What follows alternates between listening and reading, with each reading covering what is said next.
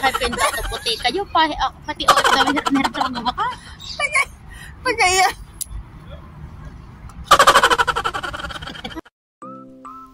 Buyo mga katombi at pinibagong vlog na naman ang ihahatid ko sa inyo. At syempre dadalhin ko kayo sa pinakasikat na tower dito sa buong mundo. Pero bago ang lahat tayo inumaan muna sa isang Pinoy store. Ito nga palang Totoy Yeyen at tumingin kami ng pagkain na pwede namin dalhin doon. Para doon na rin kami kakain at simpleng date lang ang aming gagawin. Itong sitang bunting ang daming binibili. So ayan na nga makalipas ang ilang minuto kasi nilakad lang ho namin iyan. Yun na nga ho, paglalakad namin ay tumawid na kami kasi ho nakaberde na.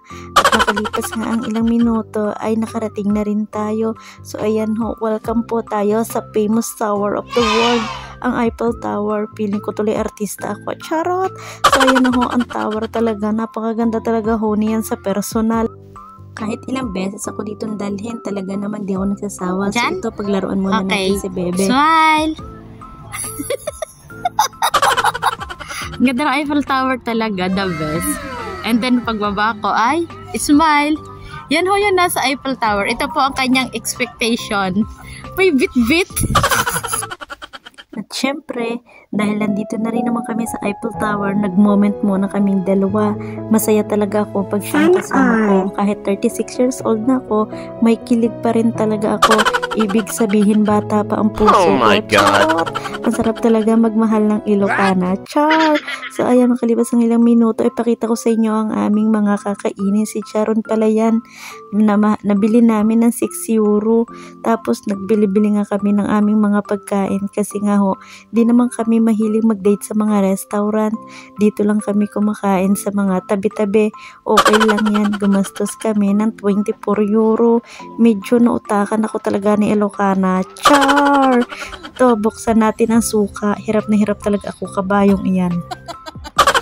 Ay, pinta ko puti kayo pa. Pati OFW hirap na hirap sa mga baka. Pagaya. So ayun, nakita ko si Ilocana, nagutom na pala talaga siya. Ang hirap talaga pag chubby, matakaw. Charot lang, hindi po, namayat na talaga siya. Sabi ko, tikman niya kung anong lasa. Sabi niya, ang sarap. Alam niyo, napapansin ko sa girlfriend ko, kamukha niya si Julia Barreto. Charot, na nga ako, kumain ako at tinikman ko. Tumayo pala ako kasi baka magkabilbil ako. So ari ho, magmo-moment kami ng aking baby.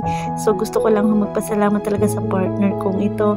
Simula ho 2 taon mahigit na kami nagsasama dito sa Paris. Masayang masaya ho talaga ako dito kay Ilocana. Kahit ho away bati kaming dalawa, I don't want to explain to others kung ano man ang meron kami. Ang importante, mahal namin ng isa't isa at kami ay masaya. Okay lang ho kami mag-away, wag lang maghihiwalay. Charot! So enjoy life at sana ho inag-enjoy kayo sa aming mga video.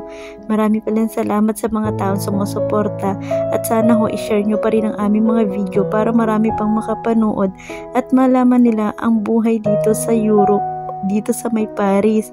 So ayun lang, God bless po at sana po ay mag-enjoy kayo sa aking mga video. So ayan, picture muna tayo. Bye bye po, God bless you more. Thank you for following me. Kung sino pa po magpo-follow and like and share. Bye bye.